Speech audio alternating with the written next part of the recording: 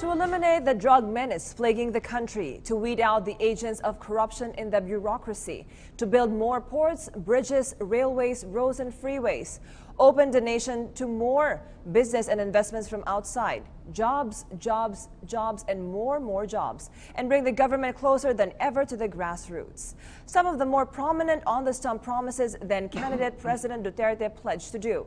Exactly a year to the day when he officially assumed the highest office of the land, we look back and fact-check if indeed President Rodrigo Duterte did walk the campaign talk in this report from Ria Fernandez.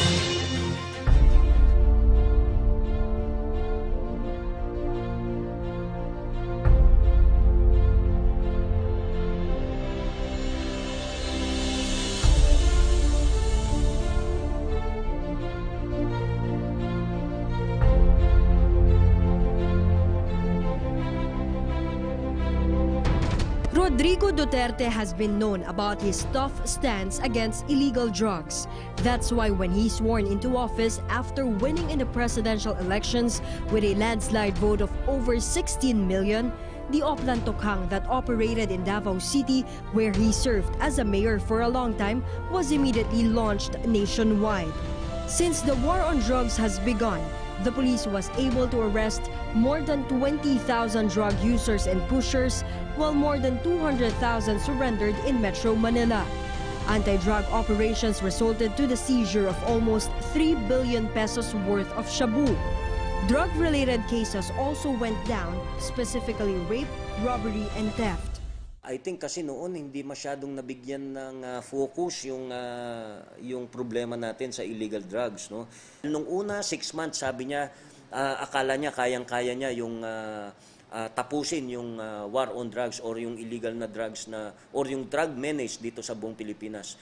Nung after 6 months nakita niya kung gaano kalalim na pala, no, kung gaano kalawak na yung problema natin sa illegal na droga at napabayaan ito during the previous years kasi. Those who betrayed the people's trust shall not go unpunished, and they will have their day in court.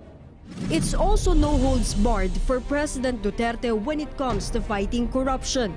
Among those he fired were known to be his allies, namely former Interior Secretary Mike Sueno, who allegedly used his post for personal gain, and former immigration officials Al Argusino and Michael Robles, who were accused of extorting 50 million pesos from online casino businessman Jack Lam.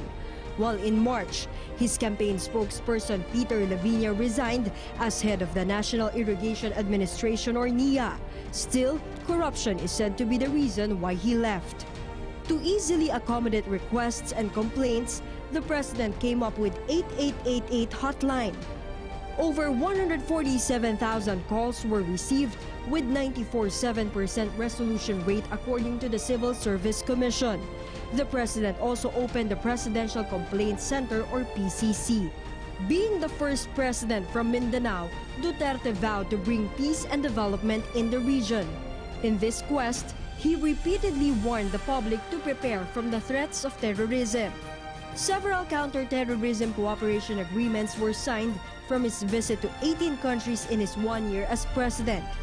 Recently, China gave the Philippines 370 million pesos worth of guns and ammunitions to be used to combat ISIS-related terrorists who invaded Marawi City. But beforehand, the said country already poured numerous investments in the Philippines. All this happened after Duterte successfully restored ties with China amid the South China Sea dispute. Likewise, the president was able to encourage, through Dutertenomics, other countries such as Japan, Russia, Saudi Arabia, and Qatar, among others, to invest in us, part of which becomes source of funding for Build, Build, Build program said to usher the Philippines' golden age of infrastructure. Over 30 big-ticket infrastructure projects are in the pipeline, including the first-ever Mindanao Railway, Manila to Clark Railway, and Mega Manila Subway. Up to this day, President Duterte continues to enjoy the highest approval rating compared to the past presidents, as revealed by the latest Social Weather Station or SWS survey. The Duterte administration got a very good overall rating. Majority of Filipinos also believe it is able to deliver its promises. In the fourth quarter of 2016, the survey revealed 91% of Filipinos are happy with the Duterte administration, while the number of hungry Filipinos went down to 11.9% or 2.7 million during the first quarter of 2017. For The Nation, Ria Fernandez. Meanwhile, President Duterte is leaving it to the Filipino people to grade his scorecard on his achievements during his first year in office. In the president's own words, "You can rate me good, very good, excellent, or very poor, I don't mind."